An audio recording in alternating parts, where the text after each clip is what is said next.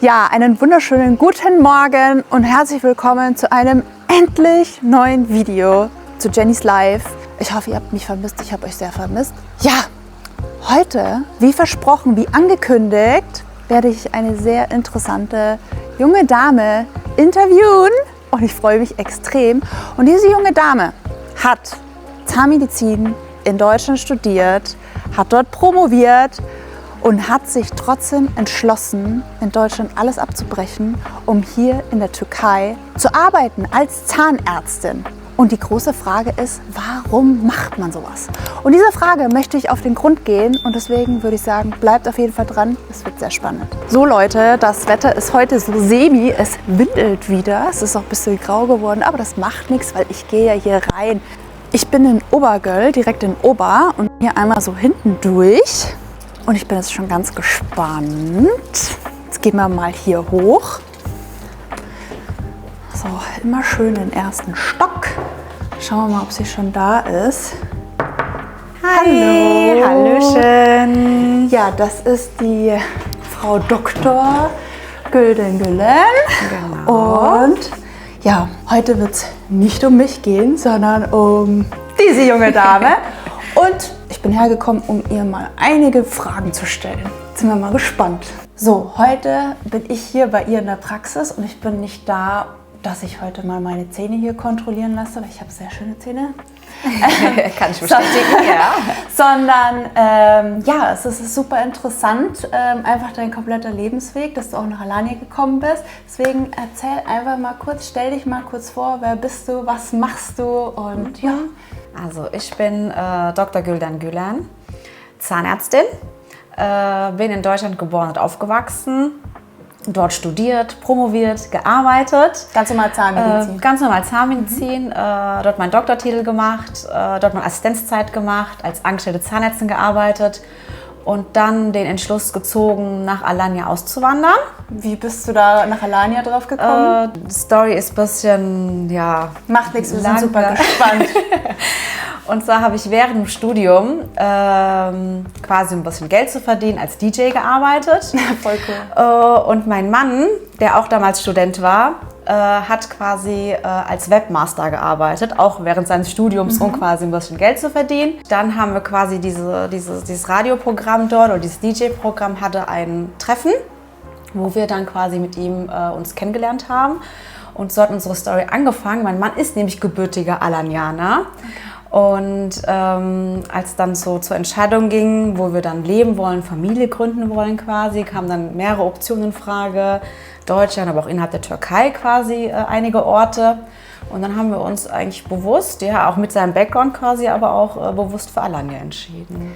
Aber du bist jetzt, also du hast einen deutschen Pass, also du bist eigentlich Deutscher, hast aber türkischen Background sozusagen. Genau, Wo meine kommst du Eltern. her aus der Türkei? Meine Eltern sind beide aus der Schwarzmeerregion, sind beides Türken. Quasi mein Papa ist ein Arbeiterkind, der damals durch seinen Eigenvater nach Deutschland gekommen ist. Also mein erste, Opa zweite ist, Generation. Genau. Mein Vater ist zweite Generation, ich bin quasi dritte Generation in Deutschland. Ja, genau.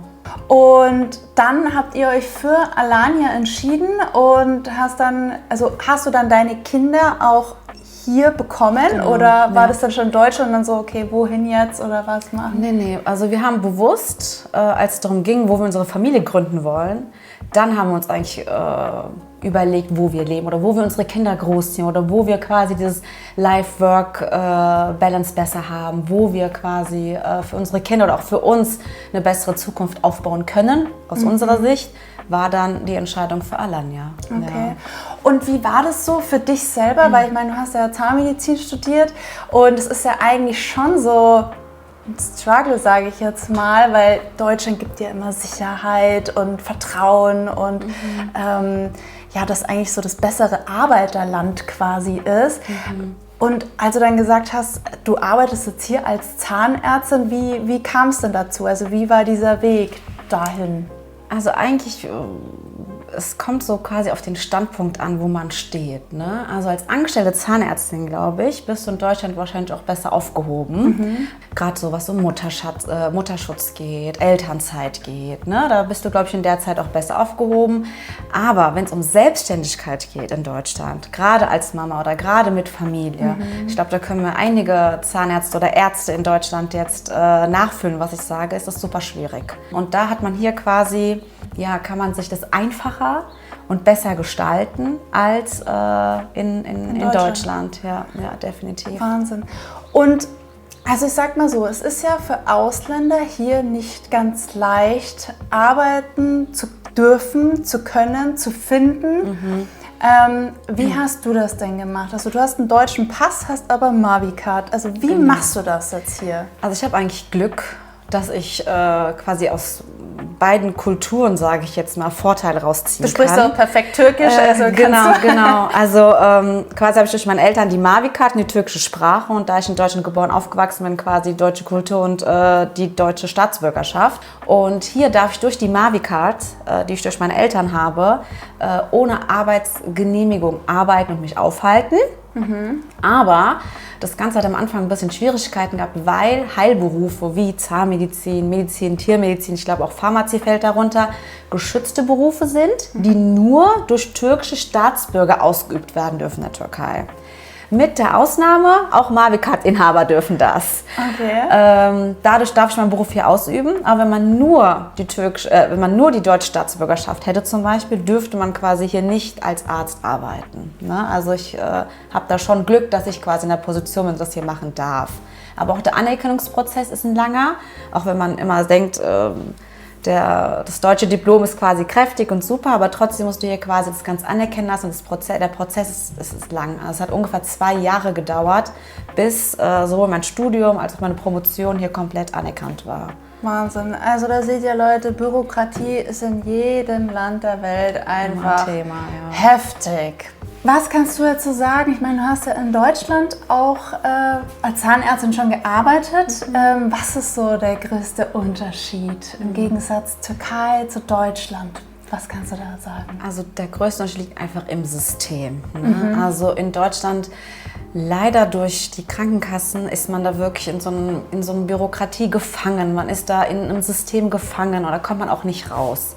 Und hier ist man einfach freier, auch in der Arbeit, auch als Zahnärztin, auch in der Behandlung, auch in der Behandlungswahl oder das Anbieten der Alternativen ist man hier einfach frei und kann seinen Beruf ja auf dem modernsten Stand anbieten und durchführen, was in Deutschland durch das System dort eigentlich nicht, ich meine, ich habe ja auch gelernt und dort meine Kompetenz bekommen oder praktiziert, aber da ist man so gefangen, dass man vieles durch bestimmte Richtlinien und bestimmte Gesetze quasi nicht frei ausüben kann, was hier komplett möglich ist. Ne? Weil man hier, was quasi auch natürlich wieder Vorteil, Nachteil, in privaten Praxen komplett privat abgerechnet wird. Hier greift die gesetzliche Krankenkasse nicht bei Zahnärzten. Also wenn man jetzt in Deutschland gesetzlich also nicht, ich meine für die Leute hier eigentlich. Ach so. Also auch für die hier Lebenden, wenn man hier krankenversichert ist, gesetzlich krankenversichert ist, die greift niemals bei Zahn. Das heißt, du bist als Zahnarzt aus dem System raus und kannst quasi frei behandeln und entscheiden, ohne dieses Krankenkassensystem, was ja in Deutschland nicht der Fall ist. Da müsst ihr eine Privatpraxis gründen quasi, um so arbeiten zu können. Aber auch in Deutschland ist es dann so, wenn ich jetzt quasi zu dir kommen würde in Deutschland und bin gesetzlich versichert, musst du das immer dann erstmal mit der Krankenkasse absprechen, was du jetzt machen darfst oder der nächste Schritt? Genau, außer du sagst, ich tritt freiwillig in dem Falle von der gesetzlichen aus oder bin okay damit, dass du alles privat abrechnest, aber dann kommt natürlich eine Riesensumme raus. Auch da vielleicht ein Unterschied zu den verschiedenen Preisen. Ich meine, es gibt ja auch super viele Leute, die einfach hierher kommen, die wollen ja natürlich nicht nur auswandern nach Alanya, weil es hier schöner oder ich will nicht sagen schöner, es ist einfach anders und das Wetter ist schon schöner, aber es zu leben, sondern die kommen natürlich auch, weil die einfach auch ein schönes Lächeln, wieder ein schönes Lebensgefühl haben wollen. Wie sind da so die Preisverhältnisse, Qualitätsverhältnisse, was kannst du dazu sagen? Also eigentlich kommen die meisten Leute gar nicht wegen des Preises. Die meisten, die jetzt zu mir kommen, kommen wirklich, weil sie sagen, sie wollen Zeit sparen, weil sie sagen, sie wollen es jetzt und sie wollen es quasi in kurzer Zeit, ne? Sie wollen es in der Woche haben oder in dem Monat haben und nicht erst nach 1000 Anträgen. Und sie kommen, weil sie hier direkt persönlich von uns betreut werden und in dieser Zeit halt auch quasi wir viel mehr Zeit für die aufwenden können oder viel mehr Zeit uns für die reservieren können als in Deutschland. Aber Preis spielt natürlich auch eine Rolle. Es ist hier einfach günstiger als in Deutschland. Wieder einfach, weil hier ein anderes System herrscht. Gar nicht, weil die Materialien anders sind. Ne? Wir beziehen die gleichen Implantate zu denselben Preisen teilweise. Wir beziehen die gleichen Composite, also Füllungsmaterialien zu den gleichen Preisen. Vieles bestelle ich sogar aus Deutschland oder aus Europa. Aber weil meine Laufkosten hier einfach anders sind, weil meine Technikerpreise anders sind, weil meine Mädels anders bezahlt werden oder weil ich hier nicht noch für Bürokratie Verwaltungsleute anstellen muss oder generell das Steuersystem ein anderes ist, kann ich meine Preise quasi anders gestalten als in Deutschland. Wahnsinn. Auch an der Stelle muss ich wirklich sagen, also als ich Gülden das erste Mal, das finde ich auch super sympathisch, dass man gleich immer so per Du mit ihr ist, als ich sie das erste Mal angeschrieben habe, sie ist wirklich persönlich an ihr Telefon rangegangen. Also da war kein Vermittler, kein Dritter, kein Dolmetscher dabei. Das fand ich echt super, dass sie dir auch gleich selber erklären konnte, so was wird da jetzt gemacht, auch wenn du Fragen dazu hast, vielleicht Implantate, Veneers oder wie es nicht alles heißt, da kann man sie direkt da selber ansprechen. Das fand ich echt toll. Und wer natürlich auch Fragen speziell zur Zahnmedizin, vielleicht zu einem neuen Lächeln haben sollte, ich verlinke mal hier gerade ihren Kanal, ihren Instagram-Kanal, sie heißt Zahnarzt in Alanya, der darf auch da natürlich ihr gerne folgen. Auch ganz interessant, weil wir ja gerade bei dem Vergleich waren. Wo verdienst du besser? In Deutschland als Zahnärztin oder hier in der Türkei? Also das wird Sie jetzt überraschen, aber als Zahnärztin verdient man in beiden Ländern wirklich fast gleich. Krass. Also man denkt zwar, wenn man hier die Preise günstiger sind, dass man hier quasi weniger verdient, aber das ist nicht, weil ich sage, dass die Preise sind durch das System anders gegliedert. Das heißt, auch der Verdienst, was übrig bleibt, ist durch das System bedingt hier höher als in Deutschland. Und dadurch verdienst du in beiden Ländern, eigentlich als Zahnärztin, habe ich in Deutschland genauso viel verdient oder würde verdienen mit meinen Erfahrungsjahren und meinem Stand jetzt, wie in der Türkei.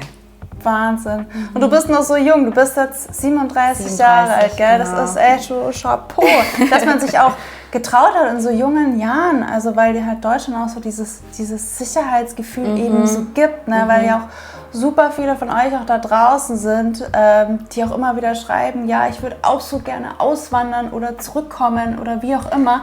Man muss sich einfach trauen. Man muss sich trauen, genau.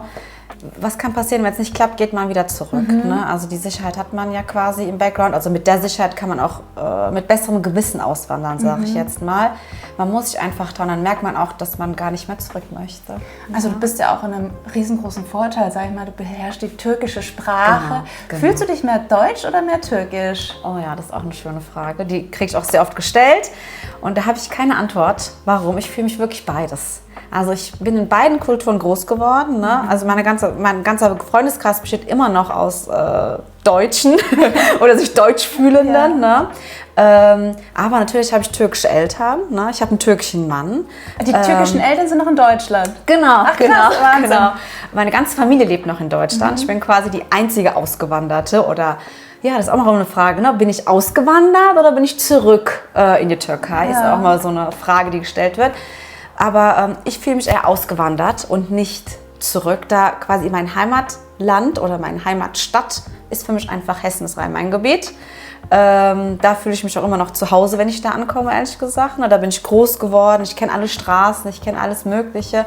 Und für mich war Türkei eigentlich eher immer so ein Urlaubsland, aber natürlich mit einer vertrauten Kultur, weil ich zu Hause meine Familie türkisch war. Aber mittlerweile habe ich gelernt, dass es eher ein Vorteil ist und kein Nachteil ist, dass ich quasi aus beiden Kulturen eigentlich viel mitgenommen habe und das Ganze quasi vereine und nicht das eine oder dem anderen ausschließen muss, sondern dass ich wirklich beides in mir tragen kann und das sogar sehr positiv ist für mich. Ja. Wie werden deine Kinder erzogen? Deutsch, Türkisch? Also Deutsch oder mehr Türkisch? Wie würdest du es beschreiben? Also eigentlich erleben die ja das, was ich in Deutschland erlebt habe, quasi jetzt hier in der Türkei, weil ich versuche, oder ich rede mit denen nur Deutsch. Die haben ja auch einen großen deutschen Freundeskreis quasi, wo es auch deutschsprachige Kinder immer zusammen sind. Wir reisen sehr oft nach Deutschland, da ja auch meine ganze Familie und Freunde dort sind.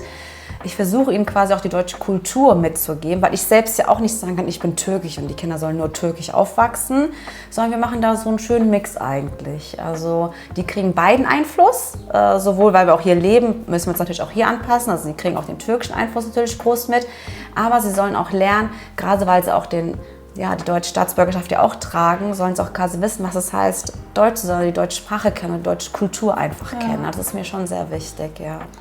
Ist auch sehr süß. Also ich habe die beiden mal gesehen und die können beide wirklich Deutsch und Türkisch. Also wirklich zwei zuckersüße Kinder. Also Hut ab. Ja. Zu guter Letzt eins der mitletzten Themen, weil wir hier gerade auch bei einer professionellen sind. Sag mal, was man für eine gute Mundhygiene so machen kann als dein Tipp. Eigentlich das A und O des Putzen. Ne? Also wenn man gut putzt, richtig putzt, braucht man eigentlich gar nicht mehr. Wichtig ist nicht, dass man nicht zu stark putzt und nicht zu schwach putzt. Also man muss da auch die Mitte finden, weil zu starkes Putzen oder zu obsessives Putzen ist natürlich quasi auch schädlich. Zu wenig Putzen auch. Die goldene Mitte finden und regelmäßig morgens, abends Zähne putzen, Zahnzwischenraumpflege betreiben. Zahnseide? Zahnseide, genau, ganz wichtig. Und regelmäßig zu Kontrollen gehen, weil Zahnerkrankungen fangen immer klein an, fangen immer chronisch an und umso klein sie noch sind und eingreifbar sind, umso kleiner ist das Problem quasi. Deswegen regelmäßig Kontrollen und tägliches Zähneputzen und Zahnzwischenraumpflege. Mehr ist es eigentlich gar nicht. Ne? Es ist eigentlich simpel, ne? Eigentlich simpel. Es gibt da keinen Zaubertrick, es gibt da kein mach das, dann passiert nichts. Nein, es ist einfach simples Sauberhalten. Was machst du am liebsten an deiner Arbeit? Also, was mache ich am liebsten? Aber eigentlich liebe ich es, wenn ich meinen Patienten quasi ein komplettes neues Lächeln geben darf. Ne? Also, wenn Patienten hier kommen und dann sogar sich bei mir nicht trauen, direkt ihren Mund zu öffnen und sich erstmal entschuldigen dafür, dass sie jetzt ihre Zähne zeigen oder für ihren Zustand. Am Ende dann aber hier wirklich rausgehen mit einem ganz neuen Lächeln, ein ganz neues Ich quasi auch direkt bekommen. Ne? Und dieses Gefühl, diese Veränderung mit denen durchzugehen, das erfüllt mich. Dann also wirklich so 360 Grad so. Ja, also auch wenn die dann wieder zurück in Deutschland sind und dann sind wir dann meistens immer noch in Kontakt per WhatsApp oder dann schreiben die mir auch so und dann fühlen sie sich viel besser und wie sie sich selbst verändert haben, was so ein Lächeln oder so ein Mund eigentlich in einem verändert, das mit zu verfolgen und denen dazu zu verhelfen, das erfüllt mich in meinem Beruf. Das ist schon krass, was schöne Zähne eigentlich so ausmachen kann. Extrem viel, ja. Das ist immer das Erste, was man auch so sieht. Also Augen, das Lächeln, das ist echt immer schön. Ja, das stimmt schon. Findest du, dass das jetzt der perfekte Weg war, den du jetzt gegangen bist? Also wenn du zum Beispiel nochmal 18 wärst, würdest du genau denselben Weg wieder wählen wie jetzt? Ja, definitiv. Also wenn ich zurückblicke, es war kein einfacher Weg. Ich hatte auch Momente, wo ich gestruggelt habe und gesagt habe, oh Gott, hast du jetzt alles richtig gemacht? Aber jetzt aus dem Standpunkt, wo ich jetzt bin, waren sogar diese Struggle-Momente eigentlich toll. Also ich würde den Weg wieder gehen. Ich fühle mich jetzt, wo ich gerade stehe, eigentlich, soll jetzt nicht... So angekommen. Genau, aber auf jeden Fall angekommen, ja. Schön. Wo siehst du, das ist eine blöde Frage, weil wir leben ja zu einer Zeit, die sehr schnelllebig ist, so viel Informationen, so viel von außen, so viele schlimme Dinge, die passieren. Aber vielleicht trotzdem, wo siehst du dich in 5 Jahren oder was wäre so nochmal so dein Sahnehäubchen so obendrauf? Was denkst du? Ich glaube, da bin ich schon. Ich weiß nicht mehr. Also klar, ich liebe die Entwicklung, ich liebe es weiterzugehen, ich liebe es, mich weiterzubilden. Es gibt einiges in der Zahnmedizin, wo ich noch mich weiterbilden und fortbilden möchte. Eigentlich könnte ich dazu sagen, gar nicht, wo ich mich befinde oder was ich hier mache, sondern vielleicht innerhalb der Zahnmedizin würde ich mich gerne weiterentwickeln oder in einigen Sachen nochmal High-End werden. Aber von meinem Standpunkt, von meinem Standort aus würde ich sogar sagen, dass ich da angekommen bin und zufrieden bin, wo ich gerade stehe. Ja. Aber innerhalb der Zahnmedizin, die Medizin entwickelt sich ja immer weiter, da kann man eigentlich nie sagen, dass man fertig ist oder angekommen ist. Oder wenn man das sagt, glaube ich, dann hat man die Medizin falsch verstanden. Ja. Das war auch gerade ein schönes Stichwort, Standpunkt. Vielleicht zeigen wir jetzt nochmal den Leuten ganz kurz, wo wir hier sind. Kannst ja gerne mal hier so eine Roomtour durchgehen.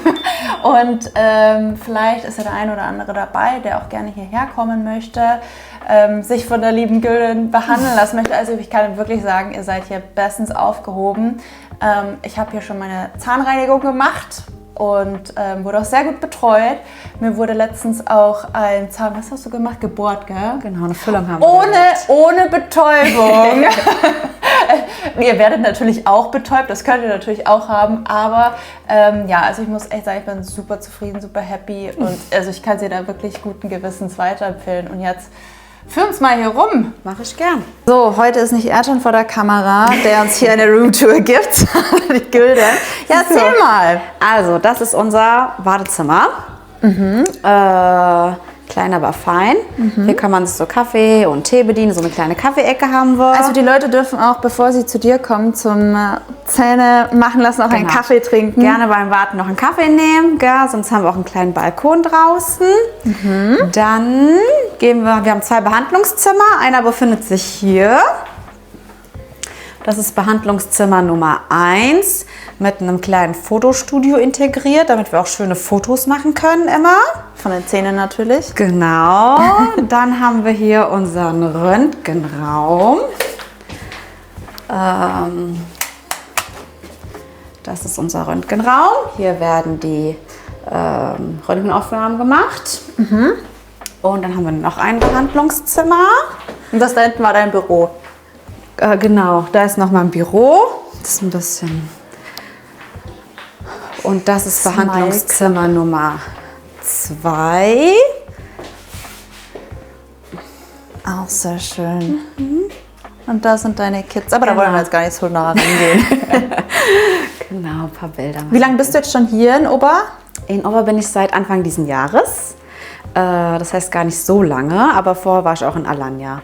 Ja, Leute, wir sind jetzt hier fertig und es war mal wirklich ein Fest, dich interviewen zu dürfen. Es hat mir sehr viel Spaß gemacht. Ja, mir auch. Sie ist wirklich sehr nett, sie ist sehr professionell, nicht nur nett, sondern sie weiß ganz genau, was sie tut. Und ich finde es wirklich super beruhigend, wenn man hier auf einem Stuhl hockt, dass man auch weiß, was jetzt da gerade an einem gemacht wird. Also ich kann sie guten Herzens weiterempfehlen und ich würde sagen, wem das Video gefallen hat, ihr wisst es ganz genau, darf mich gerne abonnieren, darf sie auf Instagram abonnieren, ihr folgen. Sie macht wirklich sehr wertvolle Beiträge. Und ich würde sagen, bis zum nächsten Mal. Bleibt gesund und ciao!